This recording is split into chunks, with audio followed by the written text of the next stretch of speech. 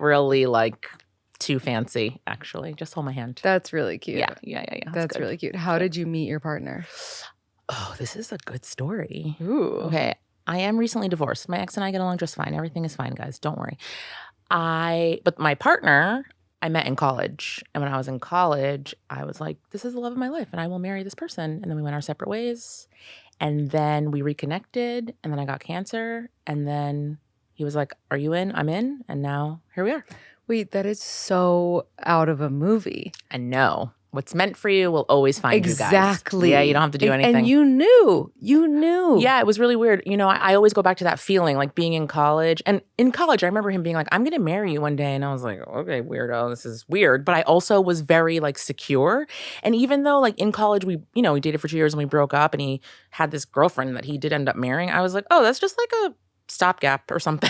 I was like, this is not real. And then like time kept going. And so then I was like, oh, I guess like I made it up. This is so weird. But like seeing him again, like that was that feeling. And I've never had that feeling. And I've been on many dates and done all those things. And so, whatever's meant for you will find you. Definitely. That's incredible. And like, I guess you said he was married. Did he have kids too? Yeah, our kids are the same age. Wow. We get along. Everyone gets along. So you were just like living parallel lives for a hot parallel. second. Yeah. Like he owns a business. I own a business. Like very weird things that is crazy. Were a lot of synchronicities. But like, this person, it's so weird, right? You have this relationship with someone and you have all these deep feelings and then it's kind of like they died and you never really know what happened. And I've had many relationships where, I didn't have that feeling. But anytime I would think about him, sometimes I would get a lot of anxiety. Like, oh my gosh, what happens if this guy dies and I like never hear from him again? Right. And I would feel this like weird visceral reaction. I'm like, I must be unhinged. I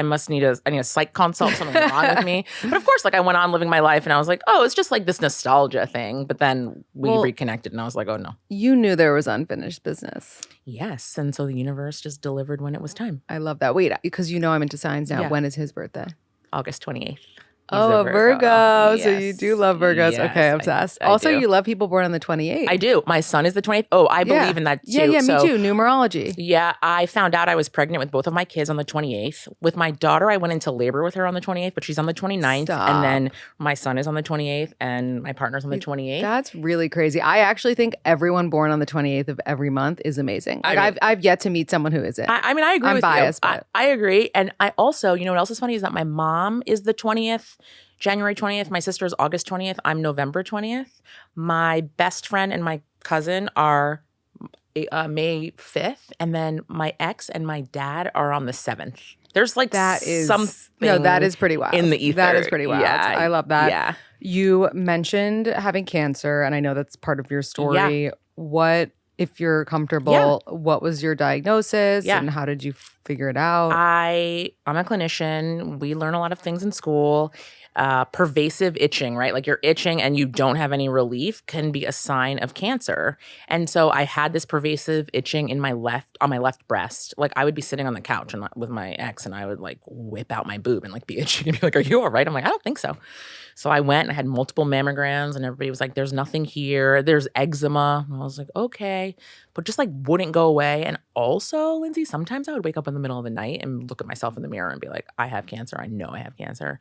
And then in April of 2023, I went to a new doctor, one medical doctor, and I was like, this is my symptom. And she was like, I'm not convinced, but like, okay, fine, you go for another mammogram. And when I went, they were like, oh, there are calcifications here. It could be nothing or it could be something, but we're not going to do a biopsy until July 13th. I remember that date because it's my first round of chemo. And I called my friends and I was like, you better get me in here like now. So they do. I get the biopsy and then the head of the suite, Barry Burson, such a nice man, called me from his cell phone and was like, yo, this is a malignancy. I called your OB. He stopped a plane. He wants you to go see Christina Welts. I already made you your appointment. It's on June 2nd. They're gonna call you. And then as he's on the phone with me, I'm like, they're calling me now. And then it was like, okay, boom, boom, boom. The next week I saw the surgeon. They were like, oh, we think there's something on the right side, but I had no leverage, even though this is my superpower. I can get you any appointment with any doctor in the city, even if they're not taking appointments. And they were like, tell us more. Yeah, like just call me and I'll help you. And I had to wait a week and they're like, oh no, that's because, like fat moves around in the body and things. And then I went into surgery and then like 4 weeks later. I had 2 surgeries actually, because they wanted like wider margins. And then I had to do 14 rounds of chemo, 20 rounds of radiation. Currently, I'm in a medically induced menopause, which is like not really that unpleasant, except sometimes I'm really hot. And yeah, it was HER2 triple positive. I'm here standing. And then I finished chemo in April of 2024. And then I got Shane, my chief of staff, in 2024 September. That was the best thing that happened to me. But yeah, it was it's like a wild ride because, you know, like I don't drink alcohol and I eat vegetables every day and I exercise basically every day. And it's like, it's not in my family. I don't have unknown variants. Like, how did this happen to me? Well, also, I'm so curious because you had a mammogram before this, but it didn't show up? It didn't show up. I had 2 mammograms. But how is that possible? Because that's like what we're told to do. Yeah. So exactly. The thing is that I'd actually never had a lump or any bumps, and I didn't have like a classic tumor, right? I had all of these calcifications. They actually like lined up to give a measurement. And then they were like, yes, you must do chemo. So that's the thing. You shouldn't ever miss your mammograms. Don't miss them. Always get an ultrasound. And remember, just because you don't have a lump doesn't mean that there's not anything there. And so one day it's there, one day it's not. You know, it was small. It was small. It was stage 1A. It's just that the type of cancer that it was, we know that this protocol is the protocol that is quote unquote curative. So we do that. But yeah, you miss a screen and you don't have choice. Like, that's wild. So was that what inspired you to start Culina Health, or was it a series of things? So we started Culina Health in 2020, Tamar and I, my co-founder, and we were dietitians who took insurance, right? And we worked in hospitals and we gave good care. And if you had heard of dietitians before, it was always this like luxury ticket item, right? You thought like you had to pay $1,000 per session in order to have good care. And that is not true, right? Like the smartest dietitians that I know work in New York City hospitals. And actually, you know, back in the day, if somebody asked us about food or like weight loss, we'd be like, ugh, that's like for peasants. Like we want to be like around medicine. But the exercise of working in a hospital and seeing different kinds of people, but all with the same conditions is of good skill, right? Then you know how to help people get better. And so Tamar and I like met for a coffee and we took insurance and we're like, oh, let's just give people good care. And then COVID happened and it was the first time that a telemedicine visit was being reimbursed at the same rate as an in-office visit. And so in less than a year with like 7 dietitians, we made $1 million. And then VC started to call. And so then we went out and raised capital and I hired all the smartest dietitians. All the smartest dietitians that I knew worked at Culina. I was like, just come in here. And then we had to start like branching out because I'm like, I don't know anyone anymore. But it has been a really exciting time because like I said, right, we know how to coordinate care and collaborate with physicians and get them to do things so that our patients can have better outcomes. And that's what we wanted to give to people. It doesn't matter what your health literacy is. It doesn't matter if you only have $20 at the end of the week. There is someone on our team that is going to be able to work with you to get you to the goal outcome that you want. That's incredible. That's so awesome. Yeah. And just in terms of being in the space, well, first I have to ask, I know it's controversial, so like I get it if you want to bypass, but like what are your thoughts on like Maha? Oh, the thing about Maha is this. Cool, bring light to this stuff for sure. Like pesticides in the soil and like, you know, the food additives. Like you are not wrong. Yes, great. However, also that is definitely a job for like EPA, FDA. So we should get people in place there. I do take real big issue with who they want to put up for Surgeon General. This is very dangerous. This person did not work within a health system. And what you need to care about is somebody who understands patient care. Like, who is going to be adversely affected when you have this person who's like functional medicine, only taking cash, literally stands up and says, I went to Stanford Medical School and didn't learn anything? Like, no. Yeah. And like, you also didn't finish your ENT residency, so we got to be a little curious about that. We need to care, right? Like, because these kids, like kids that are below the poverty line are not going to have access to healthcare. And you are going to see very quickly that those people are going to be the people like just lining the streets. So this is not the person we should be putting up for Surgeon General. Like, but yes, all of the things that you're bringing to light, yes, please bring them to light, because all of the additives, all of the things, what are we all doing together? We're all eating the same food. And so early stage cancers are on the rise. Like 100% pay attention to that, but that's not the job for the Surgeon General. Yeah. Agreed. What nutrition myths do you wish would disappear already? God. First of all, this like I only eat meat diet, this carnivore diet. Oh yeah, I'm like, guys, scary. Is that like the Joe Rogan thing? Yeah, I'm like, guys, this is not good for your stomach. This is not good for your gut. Like, you need to eat vegetables to diversify your microbiome because your microbiome is only going to be diversified if you eat vegetables. So I'm concerned there. Everyone, please eat a carbohydrate. Carbs are not your enemy. It's the fact that the carbs you're picking are cookies. So that's the problem. Yeah. Like, and you can have them, but probably doesn't align with your goal if your goal is weight loss. So there's that.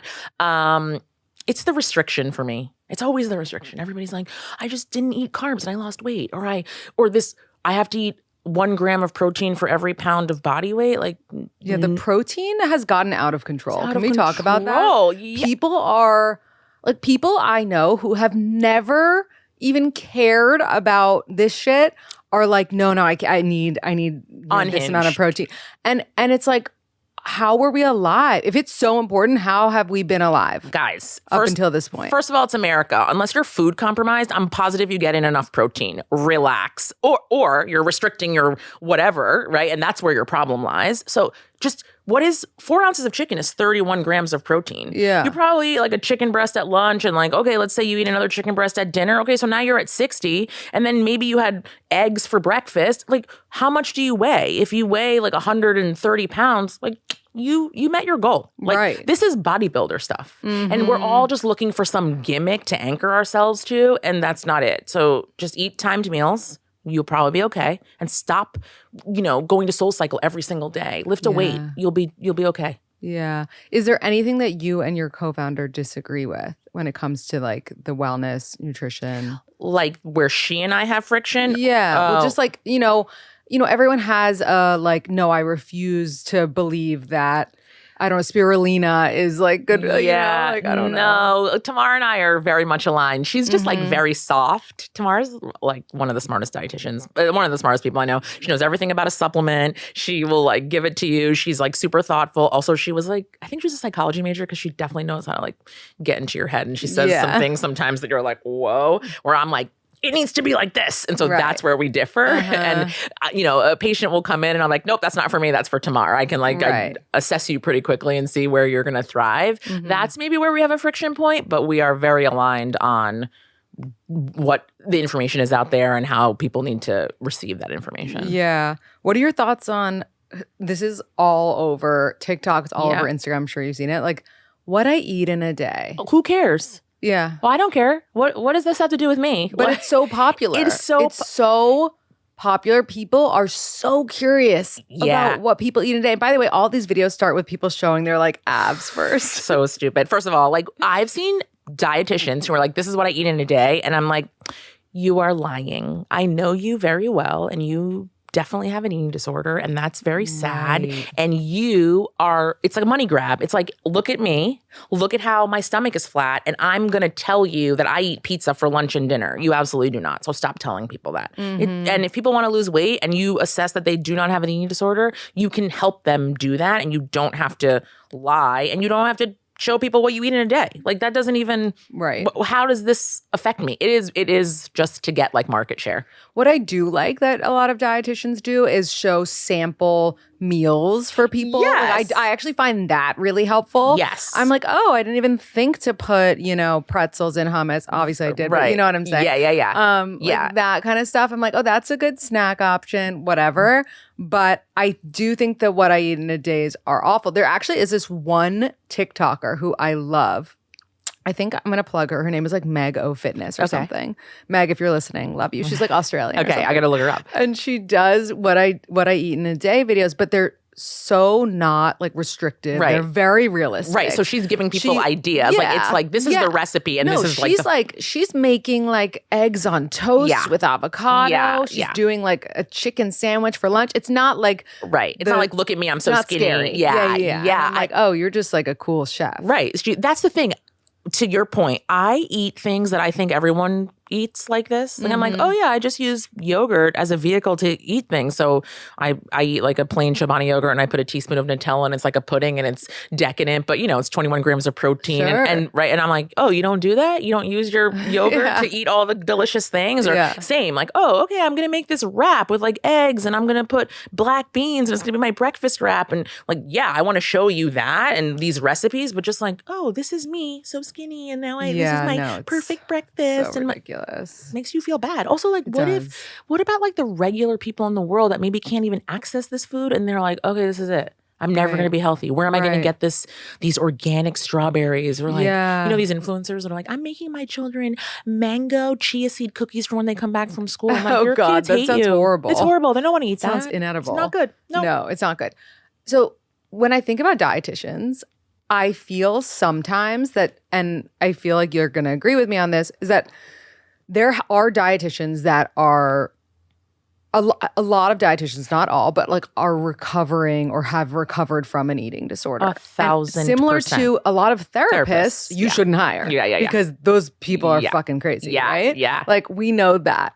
We all know a really crazy, person we went to high school with who's a therapist now. Yes. And we're like, praying for their patients, okay? Yes. And sometimes that can happen with a dietitian. I feel like I see one of two, right? And obviously I see like there are normal ones too, but I either see a recovering eating disorder dietitian or a dietitian who is like very pro, I think you're supposed to say fat. Yeah. Do you know what I'm saying? Yeah. Like very pro fat. They're pro health at every size. Yes, exactly. Yes. And so I guess my question to you is like, who's the best kind of dietitian and how do you suss them out when, Yeah, I think anyone who talks in absolutes, we should avoid, right? So anyone who's like, oh, only eat this way or do it this way, like, nope, that's not it, right? It needs to very much be personalized and like health at every size, sure. Right? Like if you come to me and you're in a larger body and everyone in your family is in a larger body and all of your labs look good and this is the weight that you've been since you were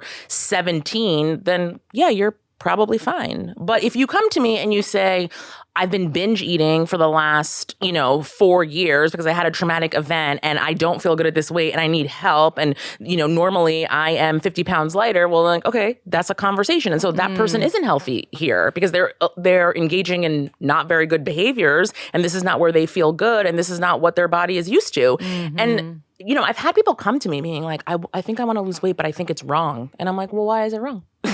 Because of those types of, Yeah. And I'm like, it's not wrong. Let's have a conversation. And then you talk to them and it's like, no. But the thing is that you want to lose weight. And this one person in particular was like 220 pounds. And she's like, I want to be 120 pounds. And I always say, when was the last time you were 120 pounds? And she was like, never.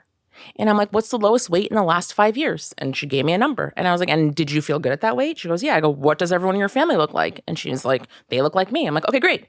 We're going to aim for the lowest weight that you were in the last 5 years. And let's see how long it takes us to get there. Because you probably are not going to be 120 pounds because that's not your makeup. And she was like, whoa. That is the most freeing thing I've ever heard. I was like, yeah, but we can get you to a place where you look good, feel good. Like, that's fine. And I think that is the narrative that people don't want to talk about. It's like, I don't need this patient here in perpetuity. I want to teach them something and send them on their way. And they tell their friends and their doctor, and then more people come in. Like, you don't have to buy my program and like wait with bated breath for me to give you the keys to the kingdom. Because the truth is, the keys are different for everyone. That is true. But I feel like with GLP-1s and how, prevalent they are now, a lot of people think that they can cheat the system. And even though their body is at a resting, 160 pounds, they are at 120. And it's like, where do you stand on that? And do you think that it's something that they'll always, they'll never be able to maintain it? Yeah, that's a tricky one. So I think if people need GLP-1s, they should be on them. Like, think about it. If you're like 500 pounds and all you ever did was eat fast food and you're 45 years old, yeah, you need a GLP-1. And GLP-1 over bariatric surgery, because the way we do bariatric surgery in this country, it's two, right? So first it's a gastric sleeve, because we cut off the part of the fundus that absorbs the fat, and then we'll get like maybe 75 pounds off. And then we have to do a Roux-en-Y. And isn't that expensive? I imagine it's not covered by your insurance. Well, it depends. Like, you have to meet these thresholds, right? Sure. And so and then we'll do a Roux-en-Y, where we'll make the stomach small, like 3.5 ounces, and then we'll do skin removal surgery. So this is multi-step, very taxing on the insurance company, whereas I could just do Mounjaro, and then, you know, you'll lose a bunch of weight, and then I'll give you skin removal surgery. So that's great. That's a tool. And there are people that have tons of food noise, and if you don't have food noise, you can't relate. But like all they do is think about food, and there's a constant restriction. It's really hard for them. So like, yeah, like get on board. And then there are the people that are like, I just want to lose like 10 pounds, and I'm having a really hard time. Because people come to me all the time, and I'm like, I don't know. I haven't changed anything, and I've gained 10, 20 pounds. I'm like, well, that's the problem. You're 45 years old and things are changing. So you have to change, right? So we can help you, right? We will track your food with you. We'll get you to get the outcomes that you want. And then we will be the soft landing for you to come off of the drug and not gain a ton of weight. However you got that drug. However, the things we have to think about, first of all, if you don't meet the threshold for getting the drug, so you're either paying cash, which some people are, or you're getting a compounded drug. And we haven't done the trials on the compounded drug, so we don't know the safety or efficacy of that. So now you're like playing a game. I don't know what's going to happen to you 10 years from now. And so is there a place for it? Yes. Even the person that just wants to lose 10 pounds and they've tried everything is, yes, we can help you. But this whole like, we're just going to take it no matter, that's not how it works. There's nothing free. There is going to be some sort of blowback. You're going to need the help of a dietitian. We do see also that the efficacy of the GLP-1 is enhanced by the dietitian. And the amount of weight that people gain when they come off of it is minimal when they are working with a dietitian. So you need help. You can't just like go into the abyss and take this shot and then you're going to be skinny and that's like all your problems are like, solved. oh, like I'll just use my friends like leftover so-and-so. So bad. Like it's scary. out of hand. It's out of hand. I want to talk a little bit about dating and nutrition. This question comes up all the time, and it's always, you know, my partner and I see diet and nutrition and exercise differently. Sure. And, you know, is this going to be a deal breaker for our relationship? Or like, how do I get them to see it the way I see it, this and that? It's usually the man who doesn't want to like get his shit together. Naturally. But it's been, you know what? I used to not be into working out and I used to eat like shit. By the way, I still eat like shit, but I used to only eat like shit. Nice. Now I like now you have sometimes I'm healthy. Yeah. But I remember I was in a relationship once where he was like so into working out and like his body. And he was like, you should really like, let's do this workout together. And I really didn't want to do it. I just like wasn't open to that at that time in my life. Yeah. You know? Also, obviously wasn't the right relationship, but it just like, it pushed me further from him. And so I can see, you know, how it can affect a relationship. And I guess like, what would you say to people asking those kinds of questions? Yeah, I think like, everyone's on their own journey. So if you feel like you have to force your partner into something, then like that, you should think about that, right? Because if you like love someone, you should just like, you love them for them. And like, I can't make you do that. That being said, my partner is like, I'll be like, why are you making that face? He's like, it's my vegetable face. Because I like cut up the vegetables and just like put them in front of him. And he's like, oh, I'm like a child. Like he's like, okay. I'm like, you have to eat these. I'm sorry. Like you're an adult. You must eat vegetables. So you can do that like very passively. Like when you are married and you have a family and like everybody is eating, right? Like we put these things on the table and we want to model good behavior for our kids. So that's very easy to tell your husband or your wife, like, you must find a vegetable that you're going to eat because this is for our children. And like, please do that. When you're just like dating, I mean, every man for himself, right? I can't make you do anything. But I will say, my partner the other day was like, I've lost 26 pounds.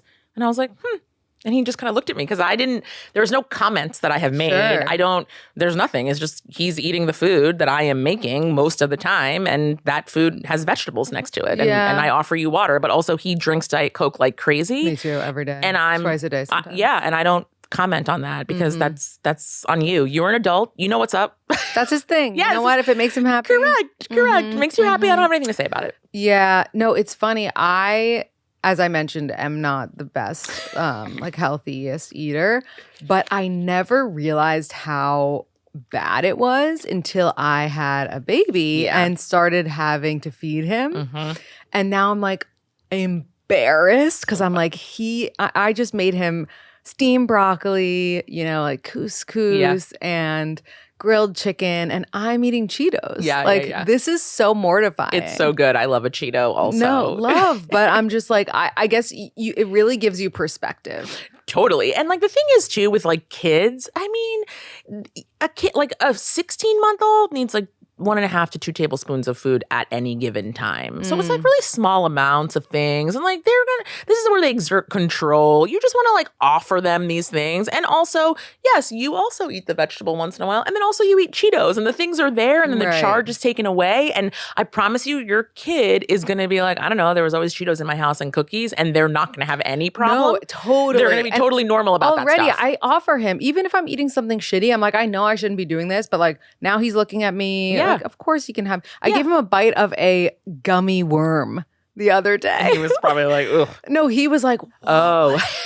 he was like, whatever that was, I needed only that forever. Oh my and I was gosh. like, yeah, I shouldn't have done it. Wait But like, I till also Halloween for him. Oh yeah, Halloween is so funny when they're little. Like my daughter, the first Halloween where she got it, she was like 2, and so we live in Hoboken, so you trick or treat around to the shops, and she like got that, went in and they like gave her some candy, and then she sat herself down in front of the store and just took out the candy and was like, oh my gosh, and just sat there and like didn't need to go anywhere else. And I was like, that's amazing. No, Kate, we can keep going. She was like, what? I got this Reese's for free? And Yeah. just, like, walked in. That's Yeah, incredible. really Yeah, because cute. he was too young for the last Halloween. Yeah, this Halloween will be good. This is Yeah. going to be a really, really exciting year. Okay, in terms of dating apps, and I know this isn't technically your forte, but if we are someone who's fluctuated throughout the years, I feel like I probably still fluctuate 5, but a lot of people fluctuate more than that, And so when we're putting together our dating profile, and I hear guys say this all the time, more than girls because we're just nicer. Yeah. But guys will be like, I went out with her and she catfished me because in the pictures she was so skinny. And then, in reality, she wasn't. And it's like that kind of shit obviously pisses me off that guys think like that and judge like that. But it's like, I don't know. How are you supposed to present yourself if you're someone who fluctuates? And should you date if you're not at the size that you're usually happy at? No. First of all, I haven't been on a date since 2003. So like literally before the internet. I'm very old. However, what I will say is like you should just be truthful with what you look like. So I don't think I'm not mad at guys who are like, well, that's not who she was. Like, yeah, you presented something that you're not. You have to present who you are. That's it. So if this is what you look like today, you should give people insight into that. Like, this is who I am and this is what I look like. Not like, oh, I can be 10 pounds lighter. Like, okay, cool, but you're not right now. So, and you also want somebody that can be with you in this space. Right. And then if you do lose that 10 pounds, cool. And if you don't, also cool, because that's not what this person was looking for. So I think you have to be honest about who you are and like and what you look like. Otherwise, everyone's gonna be disappointed. Yeah, it's a really hard, I feel like, sensitive thing. It's also like, I think about back when I was dating, I would always love pictures of me from when I was like my most in shape. Yeah. But then I could never put 2 and 2 together that like if I love these pictures where I'm most in shape, like I should just get in that shape again. It's like, it's honestly hard to put 2 and 2 together sometimes. I know, but like, I don't know, life is just lifing and you're just like, totally. Yeah, I mean, I look at pictures of myself too from, when my kids were like younger and I'm like, oh my God, the Botox worked and I look so great. And like, these are the pictures I want to lead with, but like, I don't look like that anymore. And also, I think I look pretty good, but you're just in a different stage of life. And I think that's all okay. And I think people should just get behind that. Like, you look great. But no, you don't look like you did 10 years ago because 10 years has passed.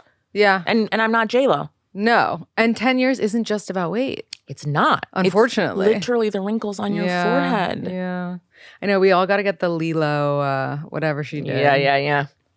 I need to know, I need like a list of her procedures. I know. I'm always, it wasn't like, I just use olive oil. And I'm like, no, you don't. Your forehead doesn't move. Yeah. Just tell us who your doctor is. J-Lo, you mean? Yeah, J-Lo. Well, she, you know what? The one thing I do believe her is that she doesn't drink. No, she doesn't drink. And she that helps. And she doesn't eat rice. I'm like, this is. Oh, well, rice you should eat. Well, I tell people all the time, I'm like, J-Lo is Puerto Rican and doesn't eat rice. That is a major sacrifice. I don't believe this. That's what she says. And I'm like, listen, if that's what she's doing, you and J-Lo are not the same. You just, that is. Is it rice? Like, then why do everyone in cultures where rice is important, they all look great? I mean, I eat rice because my mother is from Haiti and like rice is always on the stove in my parents' house. And I'm like, I need rice every day. But that's the sacrifice she wants to make. Okay. Good for you, girl. It's not me. Yep. Go off, queen. Okay, this is a really interesting one. My husband and I actually do have a similar taste in food, but there's a lot of couples who like different foods entirely. Yeah. Are they not compatible? No, they're compatible. They just need to have compromise. So, for example, although my ex and I were not compatible, but again, we're great friends. He loved Indian food, and I did not love Indian food. Both my husband and I don't like Indian food, except actually I went to this one Indian restaurant and I was obsessed with the food, but it's usually doesn't agree with me. Yeah. And so if I would go out of town, then he would like eat Indian food every day for like a week. And so like, that's what he would do. And like, I also don't really like Chinese food that much just because I like it when it's like very authentic, but like when you're just like deep frying shrimp, it doesn't sit well with me. And my partner will like take a picture and he'll be like, look what I'm eating tonight. And I'm like, good for you. I hope it works out for you and your GI tract. So yeah, you just maybe, split some time and have that, like, when you have your own space and your own alone time, you enjoy the things that you like to enjoy. Yeah. I feel like the whole wellness, like dietitian world is very marketed towards women, but there are a lot of men who have like eating disorders or weird relationships with food. Yeah. What is a sign that a man might have an unhealthy relationship with food? I mean, I've known men that are like binge eaters, and because they are bigger for whatever, they're like, oh, this is just how I eat. And I'm like, no, it feels like a binge eating disorder when you are, everybody goes out to dinner and you're eating a hibachi and it's like all of these noodles. And then you're like, oh, I'm going to go get pizza later. And you're like, wait, you are? Are you okay? And I think it's because because they are bigger, because, I say this all the time to my partner, like, you could be jobless and bald and 300 pounds and there'll be like 85 women down the street waiting to marry you. And I must be perfect all the time and no one wants to talk to me. This is just like the way of the world. And so we tolerate more, and we, you don't really like notice that a guy is behaving in this way, or that like they don't really eat. I know somebody who the husband is very interesting and he definitely has an eating disorder. He only eats like yogurt and like beans. Oh. Mm-hmm. And he's like, I'm a vegan. I'm like, no. You are unhealed with trauma, and we need to talk about it. Fully. Yeah. But people have to want that help. How do you feel about I'm forgetting the name, but it's like you eat within a time. Oh, intermittent fasting. Yes, intermittent fasting. I think intermittent fasting is very interesting. So when I had cancer, I did intermittent fasting by accident because I was depressed and I wouldn't eat, and then I ended up losing 30 pounds, which was interesting. And I'm like, oh, wow, okay, that's kind of an interesting thing. I think it can work, but I think a lot of people do it so that they can still engage in bad behavior. So when you see a lot of people doing it, they're like, and then I had all these drinks in this amount of time, and like I ate in the window, yeah. And then they are decreasing the number of calories that they're eating, but they're still eating bullshit. So I'm not like super impressed by it. And because there's so many different ways to do intermittent fasting, everybody has different outcomes around it. But I'm not against it, but if you're just using it so that you can like fuck around, then it's probably not for you. It's like another form of disordered eating. What would be, and I'm just pulling up some rapid fires for you, but what would be your ideal time period of eating for the intermittent fast? Yeah. Oh, okay. For the intermittent fast, I would say like 12 to 7. Interesting. Yeah, because like if you stop, 7 is early. I know, but if you that's because you have a little kid. Soon you'll be back to the early bird special. But like so you're thinking like 7 p.m. I'm done eating. Then 7 a.m. is 12 hours, right? And then we have another 5 hours, like 12, so 11, right? 16 hours usually is the sweet spot for you to see like reap the benefits of an intermittent fast. Okay, interesting. Yeah. Okay, so you're not totally against. No, I'm really not totally against anything. I think it's not one size fits all. And I think that's the problem. I honestly, like, oh, okay, if you're really being serious, like you think about it, like very, very, very skinny white women informed what we thought about being thin and like standards of beauty. And then those women decided that like this was an eating disorder. And now we've gone completely the other side. But it's like, well, why isn't only what you're saying? There is a whole general population of people that don't subscribe to that and didn't behave like that, and they can still be allowed to lose weight or any of those things. So that's the issue. It's not one size fits all. Maybe intermittent fasting is good for you. That's how you want to do it. Okay, great, no problem. Maybe carbohydrates really do make you feel like shit. Maybe you can't eat cooked vegetables. They have to be raw. Like all of these things. This is why you work with a dietitian, because insurance pays me to talk to you for an hour every single week and find out all the things about you and then make it work.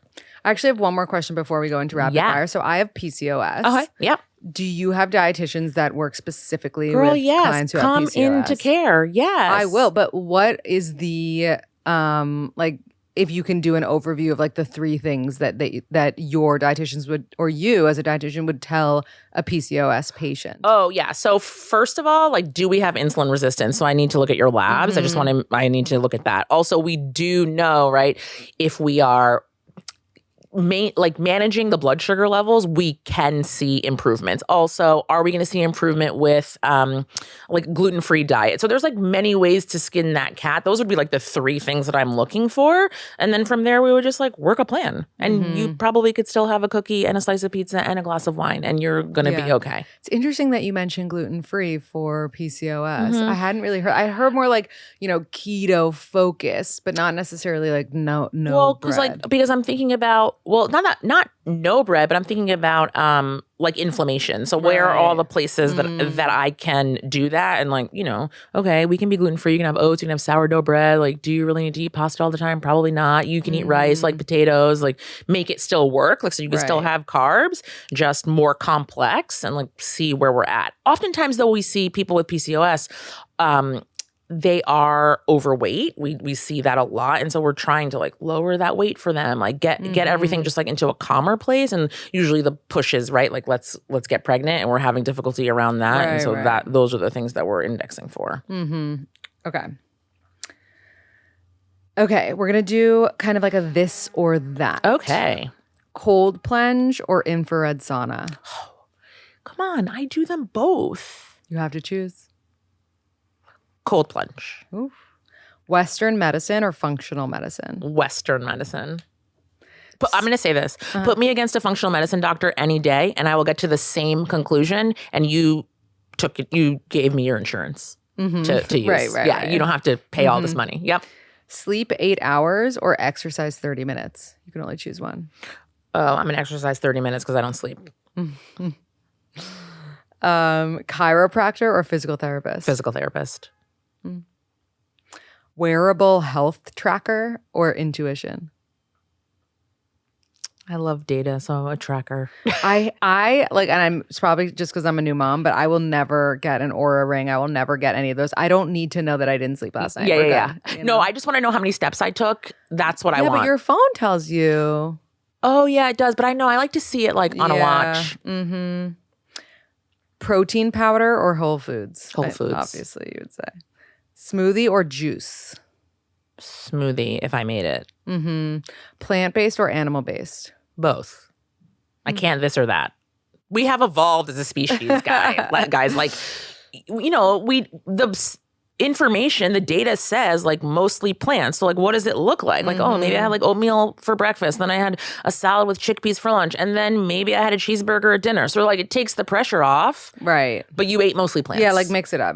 Yeah, because like ultra processed cashew cheese, like a cashew is not supposed to be cheese. Right. So do you think you're not going to get cancer and I am because I ate beef? Like, no, guys. Right. No, that's crazy. Coffee or matcha? Coffee. Matcha is so disgusting. I agree. said it here, and all of you that say you like it are liars. I agree with that. And by the way, I think coffee's disgusting too. Fine. Okay, I think it's all disgusting. Diet Coke. Hold there. But like that matcha thing, I'm in SF. I try it, and I was like, oh my god, why? Why is this? Okay, wait. So we just talked about this, but in your opinion, intermittent fasting or 3 meals a day?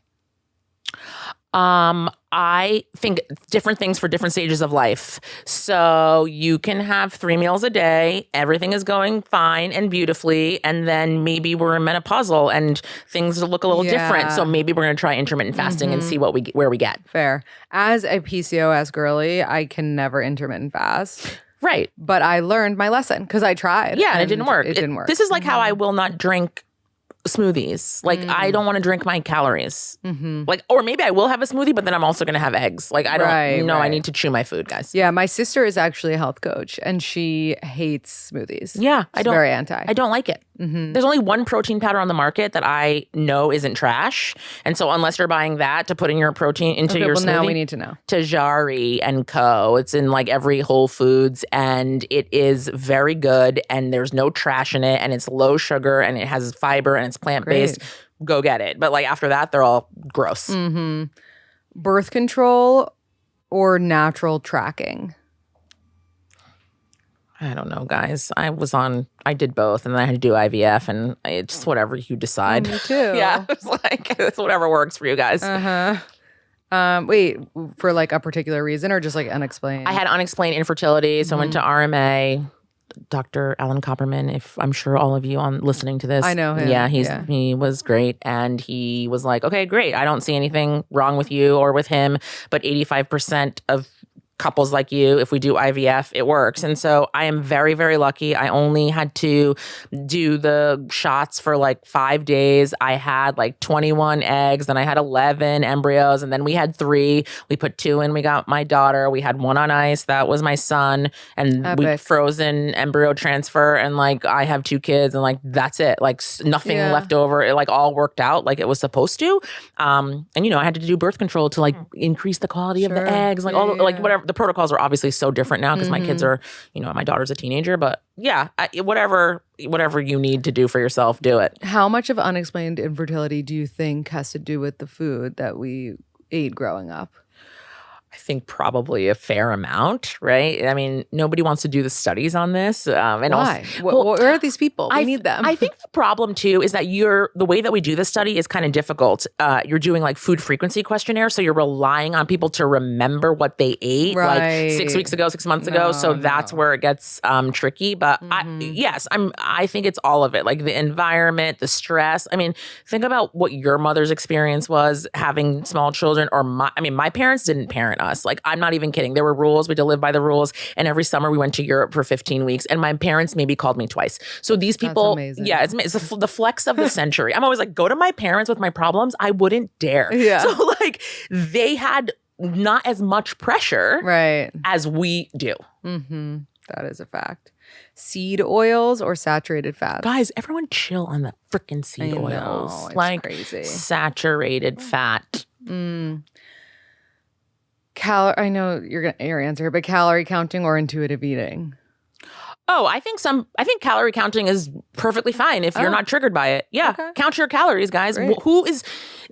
It's nonsense. But also remember, not all calories are created equal. So when we're talking about like beer, 96 calories of beer, a lot of people are like, oh, I had one, Michelob Ultra or something. And you're like, that's not the same as chicken, 4 ounces of chicken, 96 ounces of chicken, 96 calories of chicken. It's metabolized in a different way. And so the more you recognize that, the better off you're going to be. But intuitive eating, who is intuitive about their eating? You've been taught to override your feelings of satiety since the beginning of time. Your parents are constantly finish your plate, right? We don't do that, but like no, you don't have any intuition around this. Crazy that we used to get in trouble for that shit. Organic everything or just some things. Yeah. Like the dairy, the meat, the vegetables and The vegetable, like you don't What need to about have fruit? like, so, what are the big ones? Like berries are pretty disgusting, so we should get them organic. But do you need an organic banana? Like, no, guys. And like apples. But the organic raspberries are terrible. They're not good, but like they don't taste good. And also sometimes they're $14, so we don't need that. I'm going to write a book called Raspberries Are for Rich People. That's my second book. I can't wait to buy it. Collagen supplements, or is that just a placebo effect? The verdict is not out, right? We keep going back and forth. First, it was like, no, you can take collagen, it's not going to help you. Then it was like, no, you can take collagen, it's going to help you. But the sources of the collagen that we're getting are not good quality, so it's probably not doing what you think it's going to do. So just eat some protein and maybe go see Rachel Rubin at 1040 Park Avenue to help you. Is that with a your face. Supplements, are they essential or mostly hype? They're not essential. Everyone call Tamar. She has the answer for you. It's like, what's going on with you? But I promise you, ashwagandha is not like... Right. What about creatine? Peptides. Like the creatine, like, yeah, okay, it's going to help you, but... Is creatine a peptide? I don't even know. No, it's different. But the thing about creatine, right, everyone's like, creatine, you need it for your brain health, you need it for this, you need it for that. And then I go see my oncologist and she was like, no, girl, you can't have that. We don't know. The net is not cast wide enough. This can bind to estrogen. So you're all out here taking whatever and not thinking this through. So not all supplements are created equal. You don't need all of them. See how you feel. Everybody definitely needs like vitamin D and some magnesium. After that, we can talk. I do take magnesium every night. That's the only supplement I take. Yeah. I do not take vitamin D, even though I need it injected in my veins so badly. I mean, we're in New York City and we haven't seen sun in many, many months. Many months. It's very sad. And like when you get your annual labs, you can just look. Like, so if you're... I'm always low on then vitamin D. So then you could just like take the gummies and supplement yourself and maybe... know. Oh, are there vitamin D gummies? Yes, girl. Yes. I've been taking like the pure encapsulation. Oh, those are very good too. That's a very good brand. Okay. Yeah, take that. Right. Yes, but yes, you should take vitamin D. It's good for your gut health and your immunity. No, I already know. And because you're like, I'm eating Cheetos. The sun comes out, I'm like, oh, I'm not hungry. Yeah. You're like, oh, I feel better and alive. Like I don't need to eat every second. Yeah. Okay, amazing. Can you leave us with a quote or piece of advice? Your life can change in 2 minutes. So just ride that wave. You don't have to try to control anything. Like, 6 years ago, I was making not a lot of money, getting treated like shit at NYU, running the dietetic internship program. And now I'm a founder who's raised $20 million and is on the Today Show. Like, that happened like that. So whatever's meant for you is going to find you. Yes, I love it, including your partner. Yeah. Vanessa, where can everyone find you and check out Culina Health? Yes, Vanessa Rissetto RD and then culinahealth.com. We take all insurances and Medicare Advantage. So come on in, guys. Awesome. Thank you. Thank you. So fun. Oh my God.